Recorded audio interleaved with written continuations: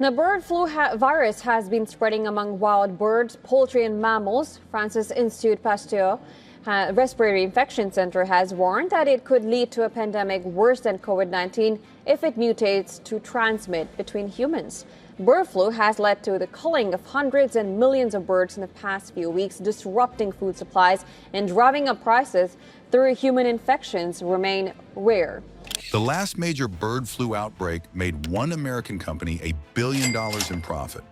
That company hadn't lost a single bird to the virus yet, and right now the corporations profiting from this crisis are actively blocking the one thing that could stop it, because fixing it would cost them export deals. So ask yourself, if they can stop this and they're choosing not to, who exactly is this crisis being managed for? Right now, bird flu is everywhere in the news. Reporters are covering the symptoms, the spread, the death toll in poultry, the egg prices. But almost nobody is covering the part that should make you genuinely angry. Since 2022, over 160 million birds have been killed in the United States alone. Egg prices have increased by nearly 300% in 2 years. Families are rationing eggs. Food banks are running short. And through all of it, the largest egg producer in America has been reporting record profits, quarter after quarter after quarter. That company is Cal-Maine Foods. They produce 1 in every 5 eggs eaten in the United States. In the first 3 quarters of their 2025 fiscal year alone, Cal-Maine pocketed over $1 billion in windfall profits. Profits driven almost entirely by the price surge caused by bird flu. But here's the number that should stop you cold. Cal-Maine made most of those profits before a single bird in their facilities had contracted the virus. Not one bird, not one outbreak, not $1 of genuine loss. They simply raised prices because everyone else was suffering, and because in a highly consolidated market they could. This isn't a bird flu story. This is a profiteering story wearing a bird flu mask. Now here's where it gets dangerous. There is a vaccine for bird flu in poultry. It exists. It works. In July 2023, USDA scientists concluded that several available vaccines provided full protection against death and illness in chickens and significantly reduced viral shedding in infected birds.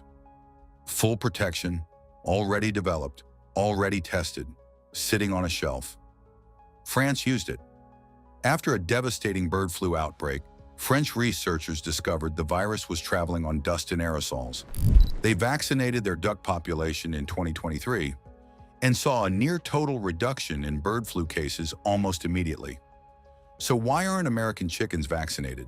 The answer has nothing to do with science.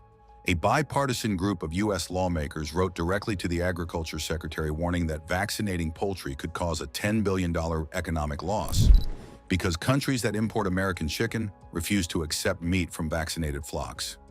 Read that again.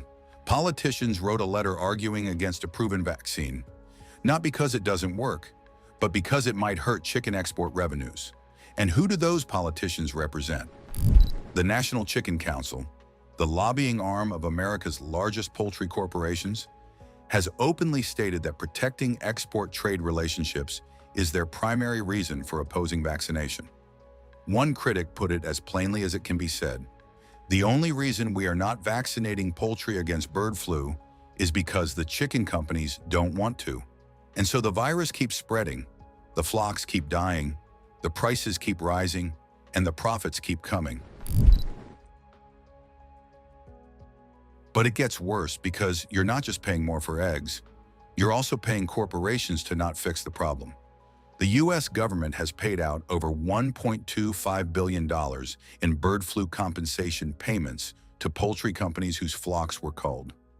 Taxpayer money paid directly to the industry, and half of all those payments went to just 10 companies. The single largest recipient collected $89 million, 10% of the entire compensation pool, on its own. So here is the full picture. Corporations built factory farms, facilities housing millions of birds in close quarters, that created the perfect conditions for a highly contagious virus to spread at unprecedented scale. When the virus spread, they raised prices and collected record profits. When their birds died, they collected government compensation checks. When scientists offered a vaccine that could end the cycle, they lobbied against it to protect their export markets. And when the taxpayer-funded bailout arrived, they paid dividends to shareholders.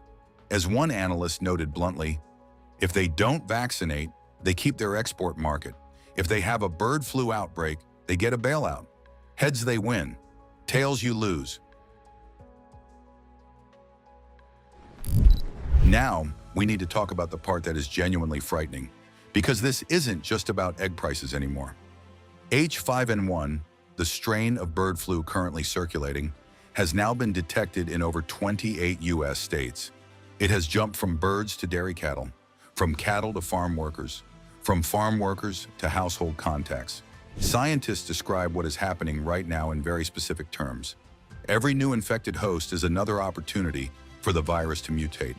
And flu viruses are unusually capable of evolving because their genetic material can mix with other strains, producing entirely new hybrid viruses.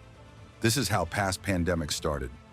A 2025 study found that once a pandemic strain of bird flu began spreading between humans, the window for effective containment could be as small as 2 to 10 detected cases. 2 to 10 cases. Then containment becomes almost impossible. And right now, the United States, the country where this virus is spreading fastest, has the weakest surveillance system, the most political resistance to vaccination, and the most powerful industry lobby actively blocking the solution. France vaccinated, cases collapsed. America chose exports. Scientists are not saying a pandemic is inevitable, but they are saying clearly, urgently on the record, that the conditions for one are being actively maintained, not by accident, not by negligence, by choice.